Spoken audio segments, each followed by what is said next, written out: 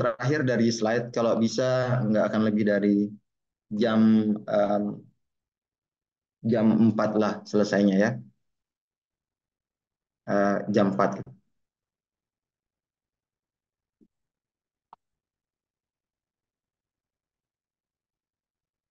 Oke, nah ini AMDAL untuk industri farmasi. Nah, tadi Putri nanya apa perannya. Salah satunya tuh di AMDAL ini. Jadi orang farmasi lebih tahu tentang obat-obatan. Jadi dia tahu mana yang berbahaya, mana yang tidak.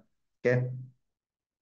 Nah, AMDAL ini nggak hanya untuk industri farmasi, ini berlaku untuk semua industri. Jadi AMDAL itu singkatan dari analisis mengenai dampak lingkungan. Ini bagian yang inherent, itu bagian yang tak bisa terpisahkan dari pengelolaan lingkungan hidup. Dasar hukumnya itu Undang-Undang Nomor 23 Tahun 97 tentang ini, kemudian Peraturan Pemerintah tahun 99 tentang ini. Nah, ini yang dimaksud dengan AMDAL adalah kajian mengenai dampak besar dan penting suatu usaha atau kegiatan yang direncanakan pada lingkungan hidup yang diperlukan bagi proses pengambilan keputusan tentang penyelenggaraan usaha atau kegiatan. Contohnya yang populer rekan-rekan, mungkin ada aliannya, nggak kemana-mana bikin, mau bikin rumah sakit ada amdalnya, mau bikin pabrik farmasi ada amdalnya, karena kegiatan atau usaha itu dia berdampak terhadap lingkungan. Nah, dampak negatifnya itu merusak, merugikan, mencemari. Dan itu perlu kita estimasi dari awal, sehingga dampak-dampak negatif itu bisa dikurangi atau dihilangkan kalau bisa. Nah, AMDAL ini penting dan kadang-kadang ini alat pemerintah untuk mengontrol industri. Jadi biar dia orang nggak sembarangan bikin pabrik, harus ada AMDALnya dulu. Jadi dia di ini salah satu bentuk kontrol pemerintah terhadap industri. Nah, apa yang disebut dengan dampak lingkungan? Itu perubahan lingkungan hidup yang diakibatkan oleh usaha atau kegiatan. Dampak itu bisa positif, oke, dampak itu juga bisa negatif. Kalau dia merugikan, mencemari dan merusak lingkungan. Nah, yang dimaksud dengan dampak besar dan penting itu jika perubahan lingkungan hidupnya tuh mendasar. Nah, apa kriteria mendasar itu? Jumlah manusia yang kena banyak, luas yang terkena impaknya besar, intensitas sering atau tidak, lama atau tidak, terus komponen lingkungan yang terkena dampak itu apa, sifat kumulatifnya apa, terus terus dampaknya apa? Dia reversible atau tidak reversible? Reversible itu artinya misalkan dampaknya itu pohon-pohon mati gitu. Nah, pohon-pohon ini kan bisa ditanam lagi, itu namanya reversible. Tapi kalau misalkan tanahnya jadi rusak gitu, terus nggak bisa diperbaiki tanahnya, itu namanya dampak irreversible. Itu tidak bisa dipulihkan lagi. Lalu apa usaha dan kegiatan yang wajib AMDAL?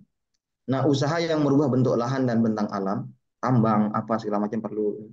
Kemudian eksploitasi sumber daya alam, baik terbarui maupun tidak terbarui. Oke, mau tambang nikel, batu bara, emas, itulah. Terus proses kegiatan yang secara potensial menimbulkan pemborosan, pencemaran, dan kerusakan lingkungan hidup. Oke, ini juga proses kegiatan yang artinya akan mempengaruhi pelestarian kawasan konservasi. Introduksi jenis-jenis tumbuhan, hewan, dan jenis renek, pembuatan dan penggunaan bahan hayati non hayati. Nah, ini yang penting ini, penerapan teknologi yang diperkirakan mempunyai potensi besar mempengaruhi lingkungan hidup. Nah, kalau pabrik farmasi kan pakai teknologi, berarti pabrik farmasi terhitung sebagai usaha atau kegiatan yang wajib AMDAL. Terus kegiatan yang mempunyai risiko tinggi dan mempengaruhi pertahanan negara. Jadi ini kalau farmasi ya biasanya yang ini penerapan teknologi. Ya, ini yang termasuk kegiatan farmasi. Kemudian di luar usaha di atas itu wajib melakukan upaya pengelolaan lingkungan saja. Oke. Usaha atau kegiatan yang dibangun di dalam kawasan yang sudah dibuat AMDAL, nah udah nggak perlu AMDAL lagi. Oke, cuman dia pengendalian dampak saja. Lalu fungsi AMDAL itu apa? AMDAL itu syarat yang harus dipenuhi untuk mendapatkan izin. Jadi ini tools atau perangkat pemerintah untuk mengontrol kegiatan usaha. Lalu keputusan AMDAL ini kalau kita mau minta izin mau bikin pabrik misalkan, mau bikin rumah sakit misalkan, itu harus wajib ada izin AMDAL. Oke, di sana itu ada banyak ketentuan. Oke, ini diberikan oleh Menteri Lingkungan Hidup atau Gubernur. Oke, eh, kemudian ya keputusannya itu ditaati lah, bersifat mengikat ya. Nah, apa tujuan pengelolaan lingkungan? Kita ingin pembangunan kita bangun tapi tetap menjaga lingkungan. Itu kenapa bangun IKN itu banyak kritiknya karena dianggap dia mengganggu lingkungan itu tidak berwawasan lingkungan. Walaupun klaimnya berwawasan lingkungan. Oke, terus mengidentifikasi adanya kemungkinan munculnya dampak berbahaya ke belakang. Kita ingin menanggulangi, meminimalkan atau mengendalikan dampak negatif. Oke. Lalu ya kita mengamati atau memantau interaksi kegiatan industri terhadap lingkungan. Caranya yang menggunakan indikator tertentu yang ditentukan oleh peraturan perundang-undangan yang berlaku. Nah ini dokumen-dokumen AMDAL ya. Ini perlu kuliah berhari-hari untuk AMDAL ini. Jadi ini lebih ke ini kulit-kulitnya. Ada AMDAL, itu komponennya itu K ANDAL, ANDAL, RKL, RPL, UKL, UPL, SPPL. Nah ini semua dokumen ini diperlukan untuk meningkatkan dampak positif, meminimalkan dampak negatif. Kemudian apa saja dokumen pengelolaan lingkungan? Nah, setiap rencana usaha itu wajib dilengkapi dokumen AMDAL. Nah, ada namanya K ANDAL, kerangka acuan AMDAL. Ini merupakan ruang lingkup studi AMDAL yang diprakarsi oleh penyusun AMDAL. Kemudian ada namanya ANDAL, analisis dampak lingkungan. Ini berisi apa? Telah cermat dan mendalam tentang dampak besar dan penting suatu kegiatan. Lalu kemudian ada namanya RKL, rencana pengelolaan lingkungan, yaitu upaya mencegah, mengendalikan dan menanggulangi dampak besar dan penting terhadap lingkungan akibat suatu kegiatan. Yang terakhir itu RPL, rencana pemantauan lingkungan. Ini adalah upaya pemantauan komponen lingkungan yang terkena dampak besar dan penting akibat kegiatan yang direncanakan dengan menggunakan indikator tertentu yang ditentukan oleh perundang-undangan. Contohnya misalkan mempengaruhi air, berarti airnya itu harus dipantau. Apa namanya? Airnya harus dipantau, harus dikontrol, ada parameter-parameternya. Lalu ada lagi namanya UKL, UPL, upaya pengelolaan lingkungan, upaya pemantauan lingkungan. Ada dokumen terakhir namanya SPPL, surat pernyataan pengelolaan lingkungan. Ini dan AMDAL dan RKL UPL. Jadi kalau kita bikin secara skematik dokumen pengelolaan lingkungan itu ada AMDAL, dampak penting, faktor ketidakpastian khas untuk suatu lokasi. Ini proses penilaian komisi penilai AMDAL. Kemudian ada UKL, UPL, ini untuk dampak yang tidak penting, dampak pasti dan cara penanggulangan pastinya seperti apa, dan ini berlaku umum untuk jenis kegiatan. Ini biasanya kalau UKL, UPL ini tidak ada proses penilaian dari komisi penilai AMDAL. Nah lalu kalau misalkan nanti ini untuk pengetahuan saja lah ya, nggak perlu dihafalkan, karena biasanya kalau di rumah sakit atau industri dia pakai konsultan untuk bikin karena proses penyusunannya itu nggak mudah. Nanti lihat komponen yang terlibat ya. Jadi ada masyarakat yang berkepentingan, masyarakat sekitar, terus kemudian ada instansi yang bertanggung jawab, kemudian pemerakasar atau industri. Oke, mulai dari sini nih. Pengumuman perencanaan usaha kegiatan, tanya ke masyarakat, minta masukan, saran, pendapat bagaimana, boleh nggak? Kemudian instansi yang menjawab mengumumkan adanya persiapan penyusunan AMDAL, dikomunikasikan ke masyarakat, diminta saran, pendapat, tanggapan. Jadi masyarakat itu punya semacam hak veto. Kalau berhenti di sini ya berhenti di sini.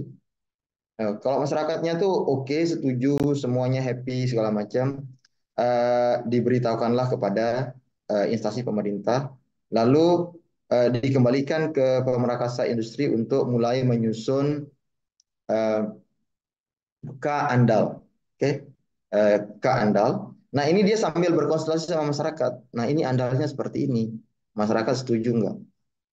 Nah, setelah ini selesai, barulah diajukan ke lembaga pemerintah, Kementerian Lingkungan Hidup atau kantor gubernuran biasanya itu, mereka menilai ke AMDAL oleh Komisi AMDAL. Nah, proses penilaian ini nanti ada lagi input dari masyarakat. Jadi memang tidak bisa lepas dari masyarakat.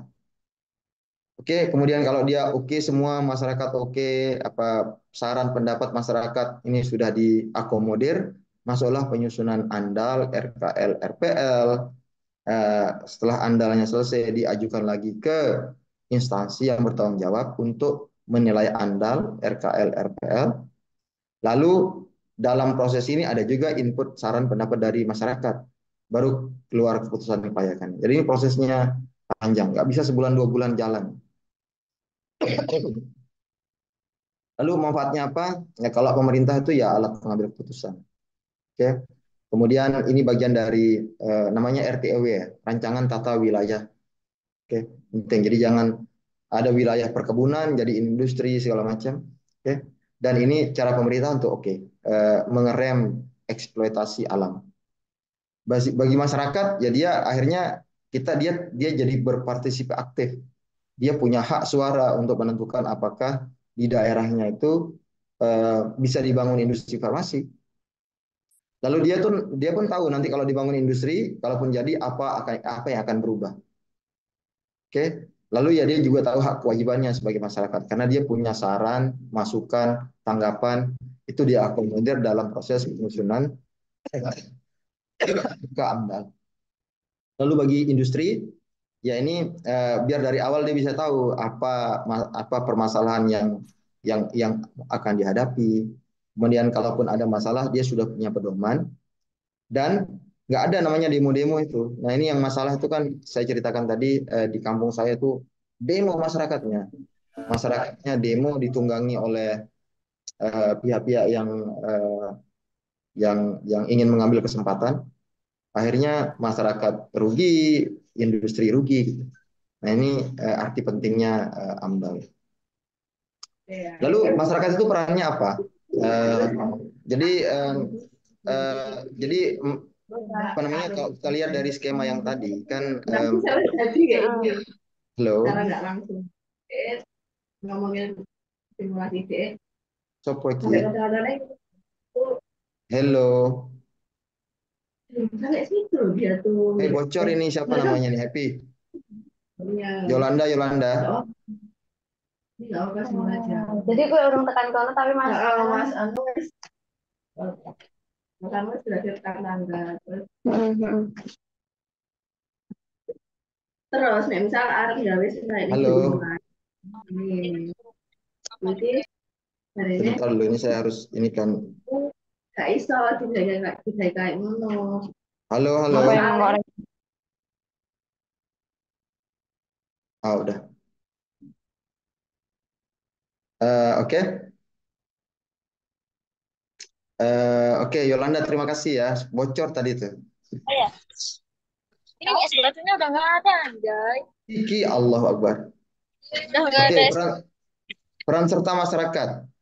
Oke, satu industri itu wajib menghubungi masyarakat sebelum menyusun AMDAL. Oke, jadi keterlibatannya itu besar. Kemudian biasanya itu dikasih waktu 30 hari. Jadi perwakilan masyarakat itu masih feedback. Sehingga input mereka yang dijadikan sebagai dasar untuk penyusunan AMDAL. Jadi penting banget. Jadi partisipasi masyarakat itu eh, hampir di semua tahap ya. Lalu ada namanya kadaluarsa.